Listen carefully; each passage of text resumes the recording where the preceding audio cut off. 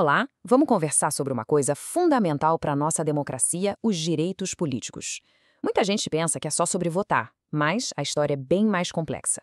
É todo um sistema que define não só quem escolhe, mas, e isso é crucial, quem pode ser escolhido.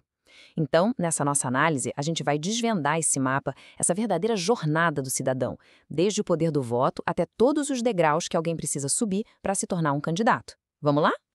Para começar, o que são, afinal, direitos políticos? Bom, de forma bem simples, são as ferramentas que a Constituição nos dá para participar das decisões do país.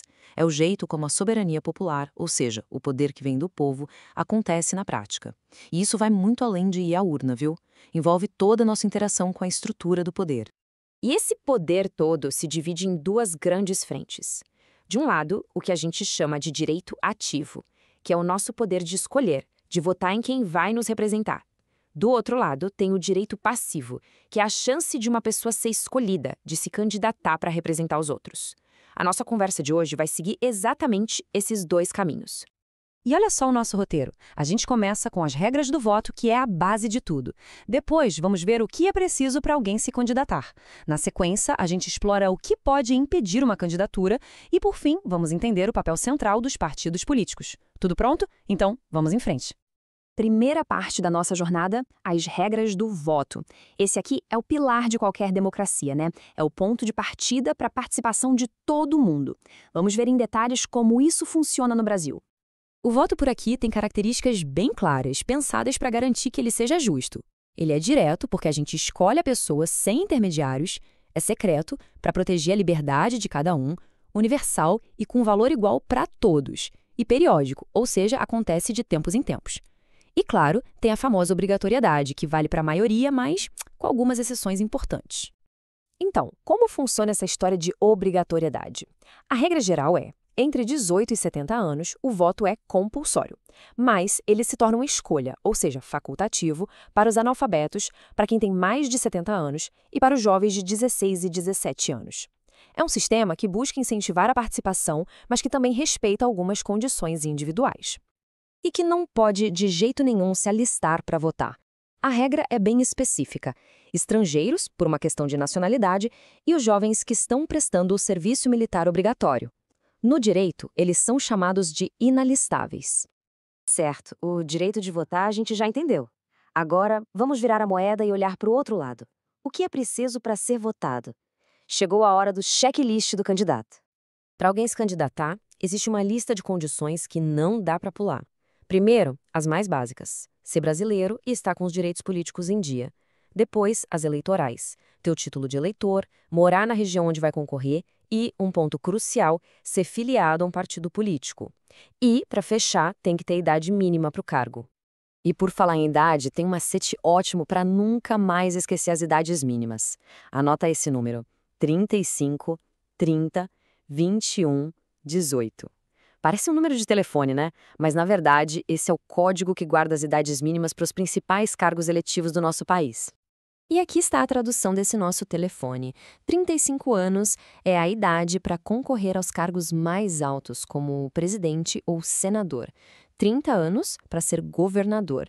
Com 21 já dá para ser deputado, prefeito. E com 18 aninhos já é possível começar a carreira política como vereador. A lógica é bem clara, né? Ok, já vimos quem pode se candidatar, mas agora vamos falar do que impede alguém de concorrer.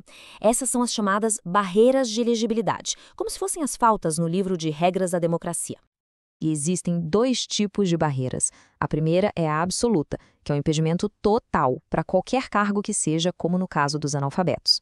A segunda é a relativa, que é uma restrição para cargos específicos e em certas situações, como, por exemplo, ter parentesco com outros políticos.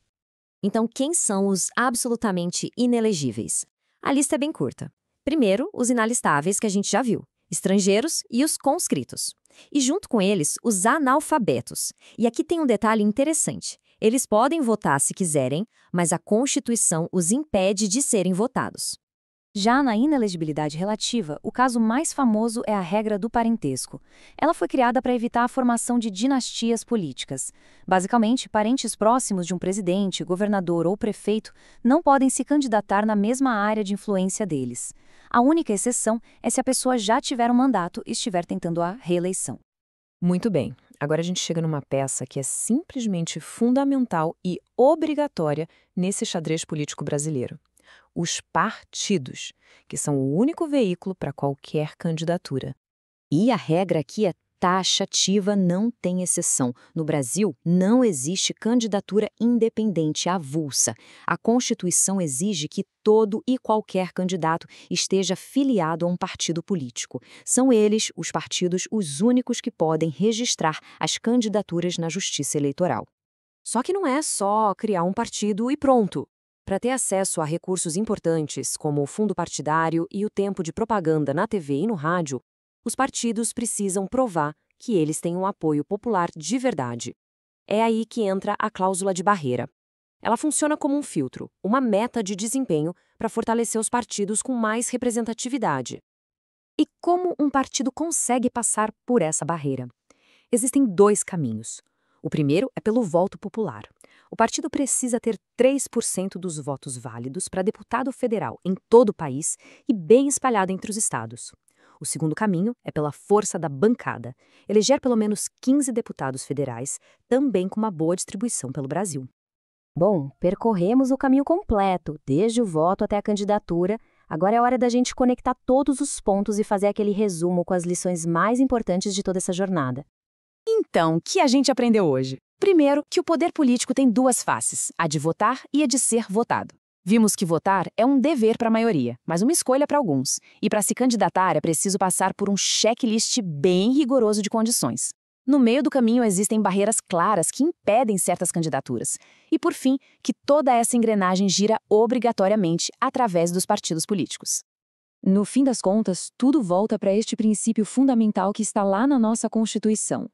A soberania popular será exercida pelo sufrágio universal e pelo voto direto e secreto. É essa frase que sustenta todo o sistema que a gente acabou de explorar juntos. E tudo isso nos leva a uma grande questão para refletir.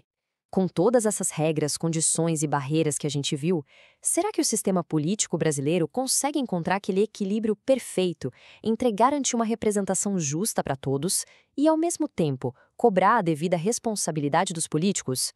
Fica aí uma pergunta fundamental para a gente continuar pensando.